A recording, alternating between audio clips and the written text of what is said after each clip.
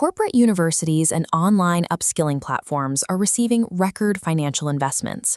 Yet, across nearly every sector, the organizational capability gap is actually widening. Human resource leaders are attempting to solve what they call a skills gap, but the data reveals a different problem entirely. We are suffering from an accelerating obsolescence gap. This chart maps capability value over 10 years. The red line shows technical skills lose 92% of their value, yet our infrastructure tracks these decaying skills. Conversely, the green line shows durable capabilities, like learning agility, maintain 78% relevance over that same span. The modern workforce infrastructure is perfectly optimized to measure and track capabilities that are practically guaranteed to expire. Traditional frameworks divide the workforce into hard technical skills and soft interpersonal skills. This dichotomy is administratively convenient, but it masks the capabilities that actually dictate performance. Those hidden drivers are durable capabilities, specifically traits like metacognitive awareness and collaborative sense-making. They take years to develop, but once established, they transfer immediately across any operational context. When corporations conduct skills mapping exercises, they try to catalog these traits, but the process inevitably prioritizes narrow technical proficiencies, simply because a static skill fits cleanly into a spreadsheet. The core flaw of a skills taxonomy is that it calcifies into a historical document. By the time it's published, technological requirements have shifted. This creates an administrative burden. Capability development turns into endless cataloging, draining resources without actually building new skills.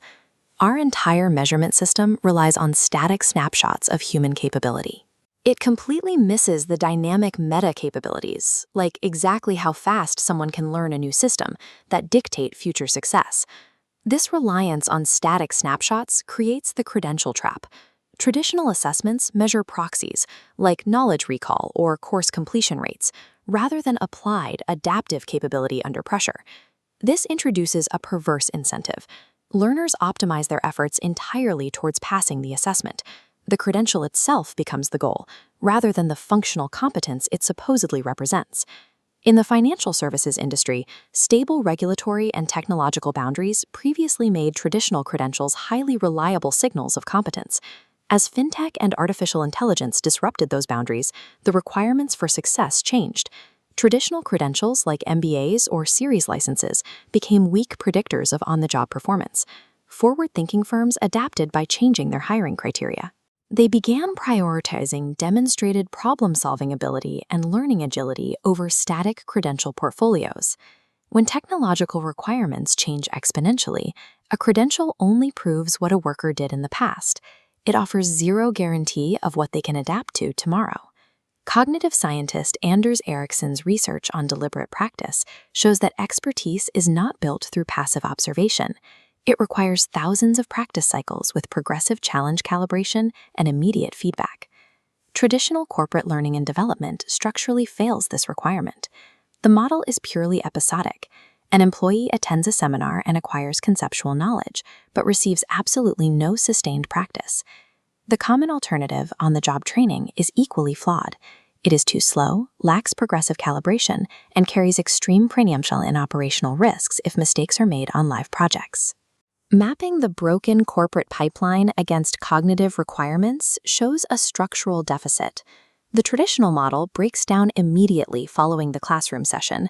The delay between learning a concept and applying it to a chaotic environment causes the skill to decay.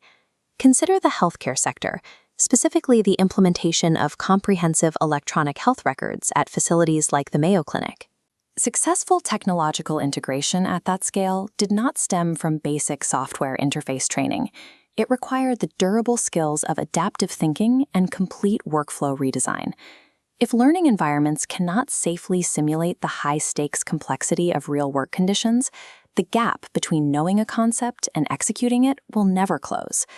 Even a perfect training model fails without the right environmental conditions. Amy Edmondson's research on psychological safety shows that deliberate practice is impossible in an environment where acknowledging ignorance or proposing a failing idea carries career-damaging consequences. This creates a destructive organizational paradox. Companies demand innovation and adaptive problem-solving, but structurally penalize the vulnerability and temporary inefficiency required to actually learn those exact skills. Unblocking this learning capacity at the enterprise level requires a massive cultural transition. Under Satya Nadella, Microsoft explicitly moved from a know-it-all culture to a learn-it-all culture. They began treating skill gaps as starting points for growth, rather than performance deficiencies to be hidden. The second prerequisite is what researcher Etienne Wenger calls collaborative architecture. Individual capability is insufficient on its own. Complex work requires coordinated, cross-functional peer communities. In fact, Pixar Animation Studios is built entirely on this architectural principle. Their culture relies on expected experimentation and distributed expertise recognition. This allows learning to happen continuously across silos, rather than episodically in isolated training rooms. Investing millions in upskilling software is entirely useless if the underlying corporate culture punishes the behaviors required to learn. Organizations must execute a systemic redesign to survive. They have to completely merge learning and working. Work must become a high-fidelity learning environment, and learning must occur through actual operational challenges. The necessary endpoint of this shift is abandoning credential-based hiring in favor of demonstration-based validation. This new infrastructure proves what a worker can do right now, not a program they completed 3 years ago. A verifiable capability portfolio captures real-time metrics on learning agility and interaction analysis, deriving this data directly from an employee's performance within simulated high-stakes tasks. This gives employers a strategic advantage. Instead of trusting a certificate, they can explicitly observe how a candidate adapts when parameters suddenly change mid-task. The future of workforce validation relies entirely on observing real-time behavioral adaptation, rendering historical proxies obsolete. These structural shifts intersect with immediate economic stakes. As artificial intelligence integrates into the workplace, labor markets are beginning to reward two distinct types of engagement. On one side is the AI-trained worker. This is an employee who merely bolts specific AI tools onto their existing static skill sets, learning to write prompts or automate basic workflows. On the other side is the AI-native worker. This professional treats machine intelligence as an integral partner in strategic judgment, collaborating with these systems to navigate problems that have no established playbook. Current corporate development systems lack the frameworks to even understand this distinction, much less develop it. You cannot train an AI-native worker with a multiple-choice test. The data shows that organizations measuring and developing these durable capabilities achieve massive performance advantages over those relying solely on credentials. Organizations that rebuild their infrastructure around these principles move beyond traditional staffing constraints. By measuring and developing durable capabilities, they capture the 45% performance advantage that separates adaptive workforces from those still relying on historical credentials.